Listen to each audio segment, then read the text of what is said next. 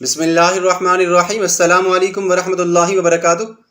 محترم سامعین، آج کی ویڈیو میں ہم آپ کو یہ بتائیں گے کہ نبی کریم صلی اللہ علیہ وآلہ وسلم پر اور آپ کے تمام وہ لوگ جو کہ مسلمان ہو چکے تھے ان پر جب کفار مکہ نے ظلم و ستم کے پہاڑ توڑ دیے تو اس کے بعد نبی کریم صلی اللہ علیہ وآلہ وسلم کا رد عمل کیا تھا۔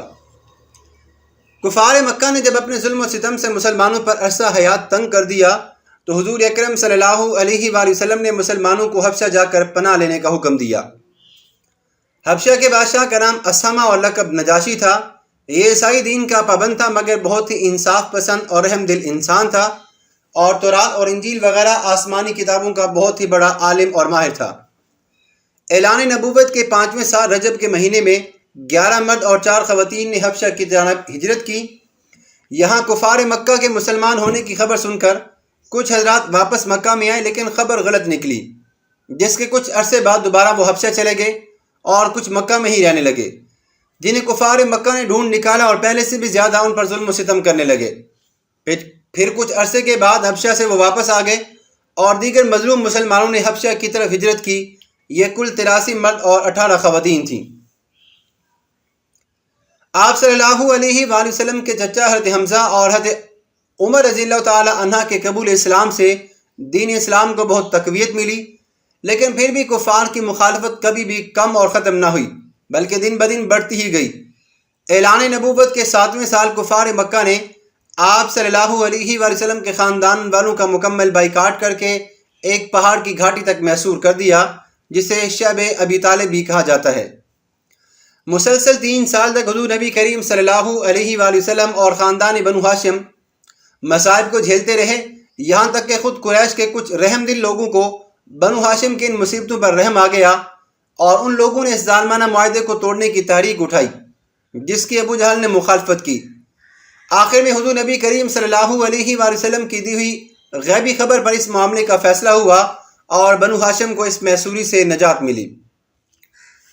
حضور نبی کریم صلی اللہ علیہ وآلہ وسلم شعب ابی طالب سے نکل کر اپنے گھر میں تشریف لائے اور چند ہی روز میں کفار مکہ کا ظلم و ستم پھر بڑھ گیا، یہاں تک کہ گھاٹی سے باہر آنے کے بعد تقریباً 8 مہینے بعد ابو طالب کی وفات ہو گئی۔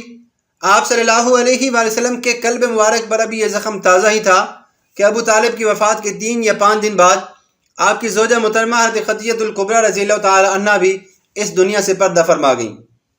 ابو طالب کی اور حضرت خدیجہ الکبریٰ رضی اللہ تعالی عنہا کی وفات سے نبی کریم صلی اللہ علیہ وآلہ وسلم کے مددگار اور غمگسار دونوں ہی دنیا سے چلے گئے، جس سے حضور نبی کریم صلی اللہ علیہ وآلہ وسلم کے قلب نازک پر اتنا عظیم صدمہ گزرا کہ آپ نے اس سال کا نام عام الحزن یعنی غم کا سال رکھ دیا۔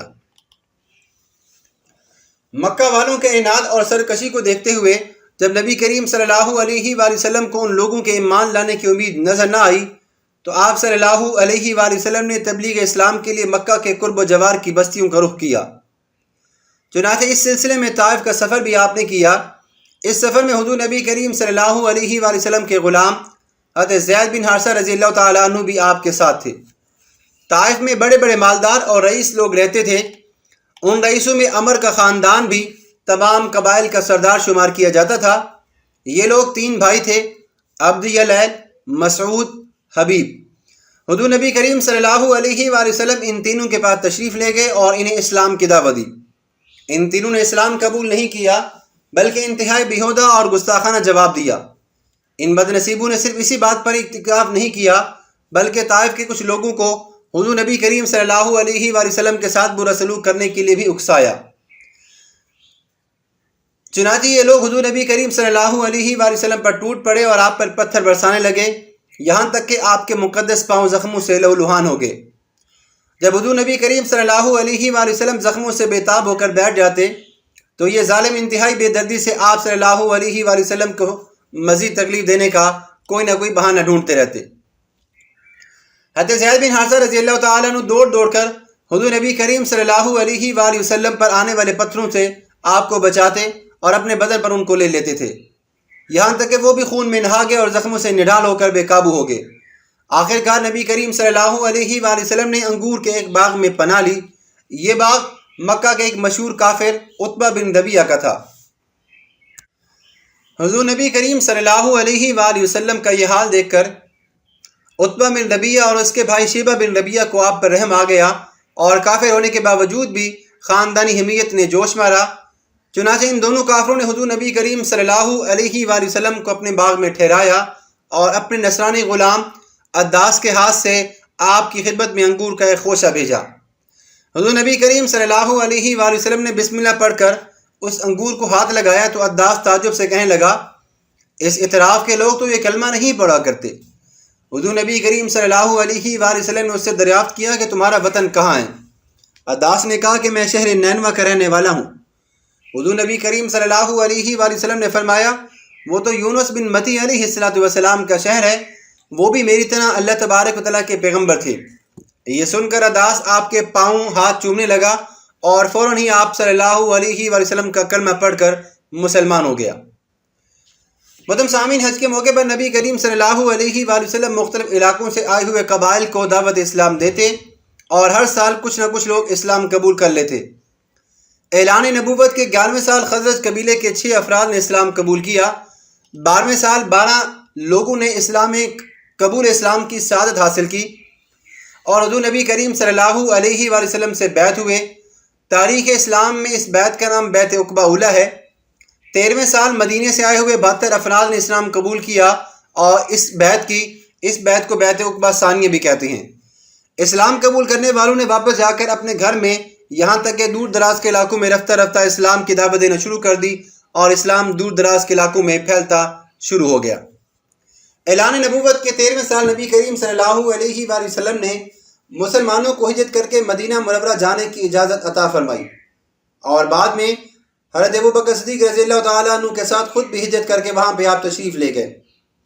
ہجرت کے بعد نبی کریم صلی اللہ علیہ وآلہ وسلم نے مدینہ منورہ کو 11 سال شرف قیام بخشا۔ ان سالوں میں کیا کیا واقعات رونما ہوئے مختصر ہم آپ کو بتاتے ہیں، اس کے بعد تفصیلی ہم آپ کو اگلی ویڈیو میں بتائیں گے۔ پہلا سال مسجد قباء اور مسجد نبوی کی تعمیر کی گئی، پہلا جمعہ ادا کیا، اذان اور اقامت کی ابتدا کی گئی۔ دوسرا سال قبلہ تبدیل ہوا، یعنی بیت المقدس کی بجائے خانہ کعبہ کی طرف منہ کر کے نماز پڑھنے کا حکم دیا گیا۔ رمضان کے روزے فرض ہوئے، نماز عیدین اور قربانی کا حکم دیا گیا۔ حضرت فاطمہ الزہرا رضی اللہ تعالیٰ عنہ کا حضرت علی رضی اللہ تعالیٰ عنہ کے ساتھ نکاح ہوا۔ مسلمانوں کو غزوہ بدر میں فتح مبین حاصل ہوئی۔